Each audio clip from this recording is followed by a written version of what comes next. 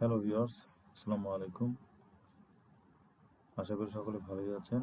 চলে আসলাম একটা নতুন ভিডিও নিয়ে। মূলত আজকের ভিডিওতে আমরা তৈরি করে দেখাচ্ছি যে একটা লোহার গ্রিল, থাই গ্রিল ফ্রেম কীভাবে তৈরি করা হয়।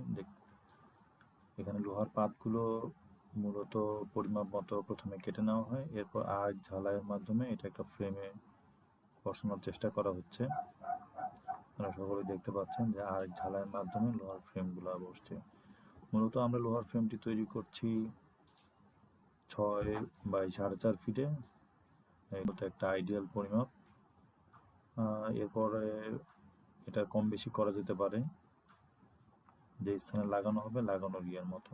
এটা খুবই কার্যকরী একটা পদ্ধতি, কারণ থাই গ্রিলে যে গ্লাস থাকে, গ্লাসটা প্রোটেকশনের ক্ষেত্রে আমাদের এই লোহার ফ্রেমটা কাজে লেগে থাকে।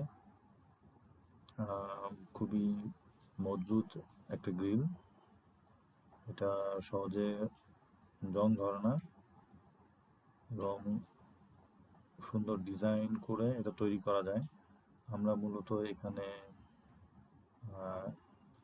লোহার ফুল কিংবা চারকোনা একটা ডিজাইন তৈরি করার চেষ্টা করছি।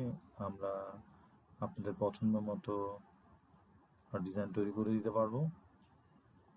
যদি কারো এরকম গ্রিল প্রয়োজন হয়, আপনারা স্ক্রিনে দেখানো নাম্বারে যোগাযোগ করতে পারেন অথবা আমাদের দোকানে এসে অর্ডার করতে পারেন। ধন্যবাদ।